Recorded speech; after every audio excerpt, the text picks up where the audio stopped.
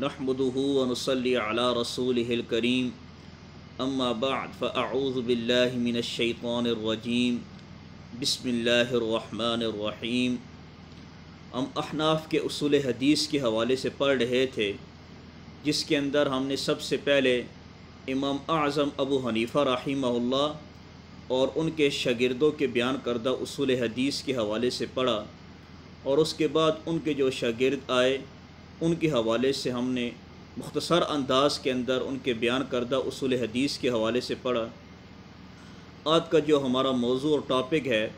وہ ہے امام ابوبکر جصاص رازی رحمہ اللہ اور ان کے بعد آنے والے دیگر ائمہ احناف کے شیوخ جنہوں نے اصول حدیث کے اوپر کتب مرتب کی یا اپنی تحریرات کے اندر ان کی اصول حدیث کو کہ احناف کی اصول حدیث کی وضاحت کی ہے۔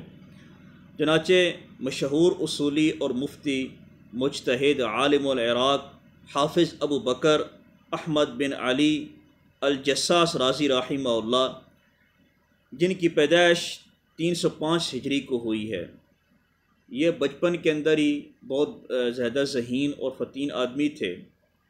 اور 325 ہجری کے اندر یہ بغداد تشریف لے گئے اور وہاں پر اپنے مشہور استاد علی بن ابو الحسن الکرخی رحمہ اللہ سے جو ہے وہ درس حدیث اور درس فقہ حاصل کرنا شروع کر دیا۔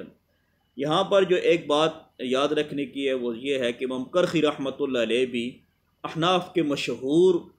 اصولیین اور فقہاء میں سے ان کا شمار کیا جاتا ہے۔ چنانچہ ان امام کرخی رحمۃ اللہ علیہ سے درس حاصل شروع کر دیا اور سماع حدیث کیا۔ اس کے بعد جو ہے وہ نیشاپور جو ہے وہ تشریف لے گئے، وہاں کے نیشاپور کے مختلف مشائخ سے علم حدیث اور دیگر فنون حاصل کیے۔ پھر اس کے بعد دوبارہ جو ہے وہ بغداد کی طرف لوٹ آئے اور اپنے مشہور شیخ امام کرخی رحمۃ اللہ علیہ کی وفات کے بعد 344 ہجری کو انہی کی مسند کے اوپر بیٹھ کر درس حدیث اور دیگر جو ہے وہ دینی خدمات دینا شروع کر دیں۔ امام جصاص رحمۃ اللہ علیہ کے مشہور شیوخ میں سے جو امام ابو الباقی عبد الباقی بن قانع رحمہ اللہ ہیں، یہ ان کے مشہور اساتذہ میں سے ہیں جن کو اکثر مصنفین نے اپنی کتاب کے اندر ذکر کیا ہے، تو ان کا نام ایک دفعہ دوبارہ سن لیں۔ عبد الباقی بن قانع رحمہ اللہ تعالی ہے، ان کی وفات 351 ہجری کو ہوئی ہے۔ ان سے جو ہے وہ علم حاصل کیا۔ اس کے علاوہ جو ہے وہ اپنی مشہور کتاب احکام القرآن کے اندر انہی شیخ سے جو ہے وہ اکثر حدیث روایت کی ہیں، یہاں تک کہ علماء نے لکھا ہے کہ تقریباً 262 جو ہے وہ احادیث ایسی ہیں جو انہوں نے اپنے مشہور استاد جو ہے وہ ابن القانع رحمہ اللہ سے حدیث جو ہے وہ متصل سند صحیحہ کے ساتھ اپنی کتاب کے اندر نقل کی ہیں۔ اس کے علاوہ ان کے دوسرے مشہور شیخ جو حدیث کے اندر رہے ہیں وہ مشہور امام ابو داود سجستانی رحمہ اللہ، جنہوں نے سنن ابو داود لکھی ہے، ان کے خاص شاگرد جو ہیں ان سے پڑھی ہے، جن کا نام محمد بن بکر البصری المعروف ابن داسہ رحمہ اللہ ہے۔ ان سے انہوں نے جو ہے وہ علم حدیث جو ہے وہ حاصل کی ہے۔ چنانچہ اپنی کتاب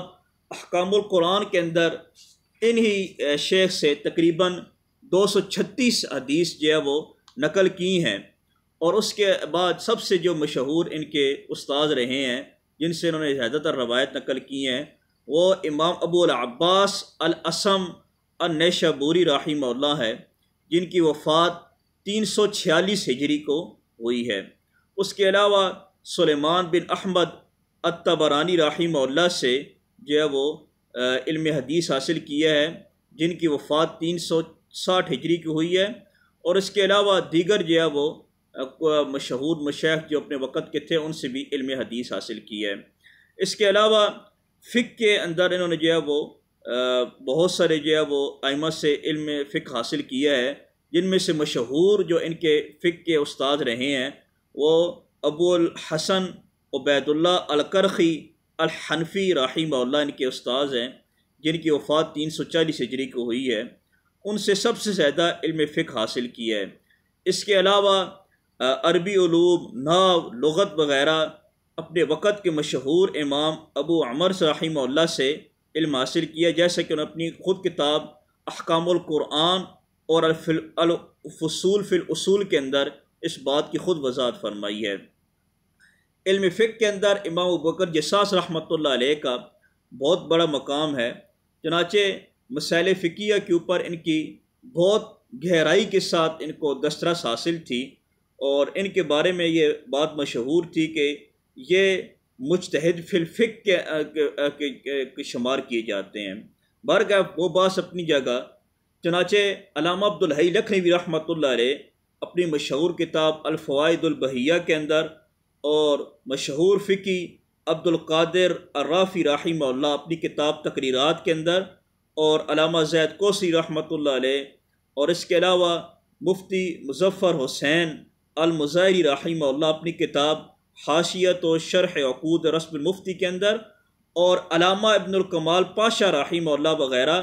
اور دیگر حضرات نے امام ابوبکر جصاص رحمۃ اللہ علیہ کو اصحاب تخریج میں سے شمار کیا ہے۔ لیکن اس کے علاوہ احناف اور دیگر جو مذاہب کے محققین میں نے جو ہے وہ ان کو مجتہد شمار کیا ہے، جیسا کہ شمس الائمہ سرخسی رحمہ اللہ اور علامہ مرجانانی رحمۃ اللہ علیہ کی رائے یہ ہے کہ یہ مجتہد تھے۔ یہ بات اپنی جگہ کہ یہ اصحاب التخریج میں سے رہے ہیں یا اپنے مجتہد رہے ہیں، وہ ایک اپنی جگہ بات ہے، علماء کے مختلف آراء ہیں، لیکن اگر امام ابوبکر جصاص رحمۃ اللہ علیہ کی کتابوں کا باریک بینی سے مطالعہ کیا جائے، گہرائی سے مطالعہ کیا جائے، تو ایک بات ہمیں یہ بالکل واضح سمجھ میں آتی ہے کہ اپنے وقت کے بہت بڑے مفسر محدث تھے اور بہت بڑے فقیہ تھے، اس میں کسی کا بھی اختلاف نہیں ہے۔ بہرکیف مجتہد ہونے کے حوالے سے، مجتہد فی الفقہ ہونے کے حوالے سے ان کے بارے میں اختلاف پایا جاتا ہے، لیکن محققین کی رائے ایک یہ بھی ہے کہ مجتہد فی الفقہ ان کو شمار کیا جاتا ہے۔ اس کی سب سے بڑی دلیل یہ ہے کہ انہوں نے اصول الحدیث، اصول فقہ اور اس کے علاوہ جو ہے وہ تفاسیر، فقہی مسائل کو صحیح سند متصلہ کے ساتھ یہ اپنے مشائخ سے نقل کیا ہے۔ چنانچہ امام جصاص رحمۃ اللہ علیہ کا فقہ کے ساتھ ساتھ حدیث کے اندر بھی ان کا بہت بڑا مرتبہ ہے۔ چنانچہ امام صاحب رحمۃ اللہ علیہ کے بارے میں یہ فرمایا جاتا تھا کہ یہ اپنے حافظے کے اندر اپنی مثال ہیں، حدیث کو یاد کرنے کے اندر یہ اپنی مثال خود ہیں، اپنے زمانے کے بہت بڑے محدث شمار کیے جاتے ہیں۔ اس کی اگر واضح دلیل ہم نے دیکھنی ہے تو امام جصاص رحمۃ اللہ علیہ کی کتاب احکام القرآن جو بہت مشہور ان کی کتاب ہے، اس کو اگر دیکھیں تو یہ بات واضح ہو جاتی ہے کہ ان کا کتنا بڑا حافظہ تھا اور حدیث کے اوپر ان کی کتنی بڑی دسترس حاصل تھی۔ چنانچہ مشہور حافظ امام خطیب بغدادی رحمۃ اللہ علیہ اپنی مشہور کتاب تاریخ بغداد کے اندر فرماتے ہیں کہ امام جصاص رحمۃ اللہ علیہ کی بہت ساری مشہور تصانیف ہیں، اور ان میں سے جو ہے وہ انہوں نے سب سے زیادہ جو روایات انہوں نے نقل کی ہیں وہ امام ابو العباس الاسم رحمۃ اللہ علیہ اور دیگر ان کے جو ہے وہ مشائخ سے حدیث نقل کی ہیں۔ اس کے علاوہ علامہ ذہبی رحمۃ اللہ علیہ جو فن جر و تعدیر کے بہت بڑے امام سمجھے جاتے ہیں، حافظ ابن حجر عسقلانی رحمۃ اللہ علیہ اور دیگر علماء نے انہی کتابوں سے جو ہے وہ استفادہ کر کے کتابیں بھی مرتب کی ہیں۔ چنانچہ علامہ ذہبی رحمۃ اللہ علیہ امام جصاص رحمۃ اللہ علیہ کی کتابوں کا بہت باریک بینی سے انہوں نے مطالعہ کیا اور اس کے بعد جو ہے وہ بہت زیادہ تعریف کی۔ چنانچہ علامہ ذہبی رحمۃ اللہ علیہ اپنی کتاب تاریخ الاسلام کے اندر فرماتے ہیں امام جصاص رحمۃ اللہ علیہ کی تصانیف حفظ حدیث اور بصارت حدیث پر دلالت کرتی ہیں، اور فرمایا کہ اس کے علاوہ امام ذہبی رحمۃ اللہ علیہ نے اپنی کتاب سیر اعلام النبلاء کے اندر فرماتے ہیں کہ امام جصاص رحمۃ اللہ علیہ اپنی کتب کے اندر اپنی اسناد متصلہ صحیحہ کے ساتھ حدیث سے استدلال کرتے تھے، اور مزید اپنی دوسری کتاب تذکرۃ الحفاظ کے اندر فرماتے ہیں کہ امام جصاص رحمۃ اللہ علیہ اپنی کتب میں امام الاسم اور ابن قانی رحمۃ اللہ علیہ سے بہت ساری حدیث انہوں نے نقل کی ہیں۔ اس کے علاوہ مشہور فقی جو خلافت عثمانیہ کے سب سے آخری مفتی اعظم رہے ہیں، علامہ زید کوسی رحمۃ اللہ علیہ اپنی کتاب فقہ آل عراق کے اندر اور علامہ محمد یوسف بنوری رحمۃ اللہ علیہ اپنی کتاب مقدمہ فیض الباری کے اندر احناف کے الفاظ حدیث میں سے ان کو شمار کیا ہے، اور امام جصاص رحمۃ اللہ علیہ نے سنن ابو داود امام ابو داود رحمۃ اللہ علیہ کے مشہور شاگرد محمد بن بک البصری رحمۃ اللہ علیہ سے پڑھی ہے، اور مسند احمد بن حنبل اپنے وقت کے مشہور محدث عبد الرحمن بن سیما رحمۃ اللہ علیہ سے،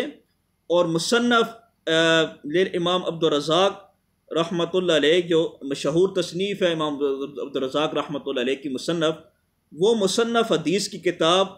اپنے وقت کے مشہور امام عبداللہ بن محمد بن اسحاق المروزی رحمۃ اللہ علیہ سے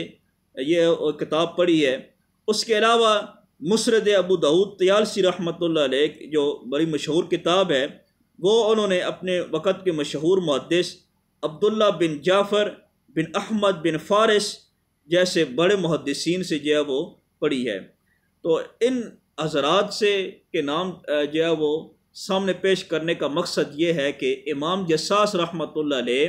جس طرح بہت بڑے فقہاء کے شاگرد رہے ہیں، اس طرح اپنے وقت کے نامور اور جو اپنے جو ہے وہ شہرت کو پہنچی ہوئی تھی، جن کی ثقاہت، ان سے انہوں نے جو ہے وہ حدیث حاصل کی ہے۔ امام جصاص رحمۃ اللہ علیہ کی وفات بالاتفاق 370 ہجری کو ہوئی ہے۔ امام جصاص رحمۃ اللہ علیہ کی اگر آپ تفصیلی حالات جاننا چاہتے ہیں تو ان کتابوں کا میں نام آپ کو بتا دیتا ہوں، ان کا مطالعہ کریں۔ اس کے اندر امام جصاص رحمۃ اللہ علیہ کی زندگی کے ایک ایک پہلو کے اوپر بڑی تفصیل سے جو ہے وہ ذکر کیا گیا ہے۔ چنانچہ ان میں سے تاریخ بغداد جو علامہ خطیب بغدادی رحمۃ اللہ علیہ کی کتاب ہے، اور المنتظم جو مشہور محدث ابن جوزی رحمۃ اللہ علیہ کی کتاب ہے۔ اس کے علاوہ تاریخ الاسلام علامہ ذہبی رحمۃ اللہ علیہ کی، البدایہ والنہایہ حافظ ابن کثیر رحمۃ اللہ علیہ کی، الجواہر المضیہ از علامہ عبد القادر القرشی رحمہ اللہ، تاج التراجم از علامہ ابن قطلبوغہ رحمہ اللہ، الطبقات السنیہ از علامہ تمیمی رحمۃ اللہ علیہ، اور الفوائد البہیہ از علامہ عبد الحی لکھنوی رحمۃ اللہ علیہ، اور اس کے علاوہ مشہور کتاب الانصاب جو علامہ سمعانی رحمۃ اللہ علیہ کی کتاب ہے، اور اس کے علاوہ اللباب علامہ ابن اسیر محدث رحمۃ اللہ علیہ کی کتاب ہے۔ ان کتابوں کو اگر مطالعہ کیا جائے تو ان کے اندر تفصیلی طور پر ان کی تمام زندگی کے پہلو کے اوپر عملی ان کے اعتقاد اور دیگر جتنی بھی ان کی چیزیں ہیں، ان کی تصنیفی خدمات یا ان کی عملی خدمات یا ان کے علاوہ تدریسی خدمات کو ان کتابوں کے اندر بڑی تفصیل سے جو ہے وہ درج کیا گیا ہے۔ اگر کوئی بندہ ذوق رکھتا ہے تو ان کتابوں کا مطالعہ کرے گا تو وہاں پر امام جصاص رحمۃ اللہ علیہ کے ترجمے کے اندر بڑی تفصیل سے چیزیں ذکر کی گئی ہیں۔ اس کے علاوہ احناف کے دوسرے مشہور جو محدث اور فقی رہے ہیں جنہوں نے اصول حدیث کے اوپر کام کیا ہے، وہ امام دبوسی رحمۃ اللہ علیہ ہیں۔ امام دبوسی رحمۃ اللہ علیہ کا جو ہے وہ اپنے وقت کے مشہور فقی قاضی تھے۔ ان کا پورا نام ابو زید عبداللہ بن عمر بن عیسیٰ الدبوسی رحمۃ اللہ علیہ ہے۔ ان کی پیدائش 369 ہجری اور وفات 430 ہجری کو ہوئی ہے۔ ماوراء النہر کے مشہور علماء سے انہوں نے علم حاصل کیا ہے، اور اپنے وقت کے مشہور محدث فقہاء سے انہوں نے جو ہے وہ درس فقہ اور درس حدیث لیا ہے۔ چنانچہ علامہ ذہبی رحمۃ اللہ علیہ اپنی مشہور کتاب سیر اعلام النبلاء کے اندر فرماتے ہیں کہ کان من اذکیاء الامہ، کہ علماء ان کے بارے میں فرمایا کرتے تھے کہ اپنے امت کے پاکیزہ بزرگ حضرات میں سے ان کا شمار کیا جاتا ہے۔ اس کے علاوہ مشہور مؤرخ اور محدث جن کی تاریخ کے اندر بڑی مستند تصانیف موجود ہیں، چنانچہ علامہ ابن خلقان رحمۃ اللہ علیہ۔ یہ یہاں پر ایک چیز یاد رکھنی ہے کہ اس کو اکثر حضرات خلقان پڑھ دیتے ہیں، خلقان پڑھ دیتے ہیں۔ اصل میں خا کے بعد جو لام ہے اس کے اوپر پیش ہے شد ہے اور اس کے نیچے زیر ہے، ان کا نام ہے خلقان۔ علامہ ابن خلقان رحمۃ اللہ علیہ اپنی مشہور کتاب وفیات الاعیان، اکثر وفیات پڑھ دیتے ہیں، وہ بھی بعض حضرات نکل کے، لیکن اصح جو لغت ہے وہ وفیات الاعیان ہے، واو کے اوپر بھی زبر ہے، فا کے اوپر بھی زبر ہے۔ وفیات الاعیان کتاب کے اندر نقل فرماتے ہیں کہ جب امام دبوسی رحمۃ اللہ علیہ اپنے وقت کے بعض فقہا کے ساتھ ان کے جب بحث و مباحثہ ہوتا تو جب یہ دلیل پیش کرتے تو ان کے مد مقابل جو فقہا تھے وہ ہنسنا شروع کر دیتے، یعنی ان کے پاس کوئی دلیل موجود نہ ہوتی، وہ بھی یہ بات سمجھ جاتے، مجبور ہو جاتے کہ امام طبوسی رحمۃ اللہ علیہ کی جو بات ہے وہ زیادہ مضبوط ہے۔ یہاں پر ایک اور اہم بات یاد رکھنی چاہیے، فقہا کے جو مناظرے متقدمین کے مشہور ہیں وہ آج کل کے مناظرہ بازی مراد نہیں ہے، جس کے اندر محض جو ہے وہ ایک جیت کے ہی سامنے رکھا جائے اور حق اور باطل کو سامنے لانے کی کوشش نہیں کی جاتی۔ یہ آج کل کے مناظرے کی طرح ان کے مناظرے نہیں ہوا کرتے تھے۔ جو سلف صالحین ہمارے جو ہے وہ اکابرین اور اس کے علاوہ دیگر جو بزرگ حضرات گزرے ہیں، جیسے احناف کے متقدمین بہت بڑے جو ہے وہ شیوخ گزرے ہیں یا متاخرین گزرے ہیں، جو اکابرین کے حوالے سے جن کو یاد کیا جاتا ہے، تو وہ ہمارے سلف و خلف ایسے لوگ تھے کہ جن کے مناظرے کے اندر صرف حق کو واضح کرنے کے لیے دونوں طرف سے دلائل پیش کیے جاتے تھے، اور جس کی غلطی ہوتی تھی وہ مجلس کے اندر اپنی بات کو مان بھی لیتا تھا۔ تو اس طرح امام طبوسی رحمۃ اللہ علیہ کے جو مناظرے مشہور ہیں ان کے اندر بھی یہی چیز جو ہے وہ سامنے رکھی گئی ہے کہ دلائل کو سامنے لایا گیا، باقی ان کے اندر مناظرہ بازی جو آج کل کی جاتی ہے اس طرح کا پہلو ان کے اندر موجود نہیں تھا۔ بہرکیف یہ اپنے وقت کے جو ہے وہ مشہور ائمہ میں سے ان کا شمار کیا جاتا ہے۔ اصول کے اوپر ان کی ایک مشہور کتاب تقویم الادلہ ہے جو اصول فقہ کے اوپر مرتب کی گئی ہے، اور اس کے اندر انہوں نے احناف کے اصول حدیث کے اوپر بڑی بہترین انداز کے اندر انہوں نے بحث کی ہے۔ اگر کوئی تقویم الادلہ کے دو حصے اگر اصول فقہ اور اصول جو باب السنہ ہے ان کا مطالعہ کر لے تو انشاءاللہ ان کو احناف کے اصول فقہ اور اصول حدیث کے اندر جو ہے وہ کافی زیادہ معلومات جو ہے وہ مل سکتی ہیں۔ ان کی سوانح حیات اور خدمات کے اوپر بھی علماء نے مستقل طور پر اپنی کتابوں کے اندر ان کی جگہ رکھی ہے، جن کے اندر انہوں نے ذکر کیا ہے۔ اگر کوئی بندہ ذوق رکھتا ہے تو ان کی کتاب کو چند کتابوں کے میں نام بتا دیتا ہوں جن کے اندر ان کی تفصیلی جو تعارف موجود ہے۔ چنانچہ وفیات الاعیان جو ہے وہ علامہ ابن خلقان رحمۃ اللہ علیہ کی، اس کے علاوہ الانصاب مشہور امام علامہ سمعانی رحمۃ اللہ علیہ، اللباب فی تہذیب الانصاب مشہور محدث ابن اسیر جو مؤرخ بھی رہے ہیں، ان کی کتاب کا مطالعہ کیجیے۔ اس کے علاوہ تاریخ الاسلام اور العبر اور اس کے علاوہ سیر اعلام النبلاء، یہ تینوں کتابیں علامہ ذہبی رحمۃ اللہ علیہ کی ہیں۔ اس کے اندر انہوں نے تفصیل سے جو ہے وہ امام طبوسی رحمۃ اللہ علیہ کا تذکرہ کیا ہے۔ اس کے علاوہ البدایہ والنہایہ علامہ ابن کثیر رحمۃ اللہ علیہ، الجواہر المضیہ از علامہ عبد القادر القرشی رحمۃ اللہ علیہ، اور تاج التراجم مشہور حنفی محدث ابن قتلبوغہ رحمۃ اللہ علیہ کی کتاب ہے، اور اس کے علاوہ طبقات الفقہاء الامام تاش کبرا زادہ رحمہ اللہ، اور الفوائد البہیہ از علامہ عبد الحی لکھنوی رحمۃ اللہ علیہ۔ ان کتابوں کا اگر مطالعہ کیا جائے تو اس کے اندر تفصیل کے ساتھ ان کا جو ہے وہ تذکرہ و تعارف ہمیں مل جاتا ہے۔ اس کے علاوہ احناف کے جو ہے وہ ایک اور بہت مشہور محدث اور اصولی رہے ہیں کہ احناف کی کوئی ایک کتاب ایسی ہوگی جن کے اندر اس کا ذکر نہ ہو۔ تقریباً تمام اصول فقہ کی کتابوں کے اندر اور اصول حدیث کی کتابوں کے اندر جو احناف نے مرتب کی ہیں، چاہے وہ مستقل طور پر مرتب کی گئی ہیں یا جزوی طور پر مرتب کی گئی ہیں، ان کے اندر جو ہے وہ ان شیخ کا بہت تفصیل سے جو ہے وہ تعارف بھی آتا ہے، اور ان کے جو ہے وہ جو ان کی خدمات ہیں اور ان کے جو بیان کردہ اصول ہیں یا اصول حدیث ہیں ان کا بھی تفصیل سے یہاں پر ان کا ذکر کیا جاتا ہے۔ چنانچہ مشہور محدث اور فقی شیخ الحنفیہ ابو العسر علی بن محمد بن حسین البزدوی رحمہ اللہ ہیں، جن کی پیدائش 400 ہجری اور وفات 482 ہجری ہے۔ ان کی وفات کے اندر اگرچہ اختلاف پایا جاتا ہے تاریخ کے اندر، لیکن زیادہ تر علماء کا رجحان یہ ہے کہ 482 ہجری کو ان کی جو ہے وہ وفات ہوئی ہے۔ یہ شمس الائمہ الحلوائی رحمہ اللہ، جن کی وفات 448 ہجری کو ہوئی ہے، ان سے انہوں نے سب سے پہلے علم فقہ حاصل کرنا شروع کیا، اور اس کے بعد عمر بن منصور بن خمب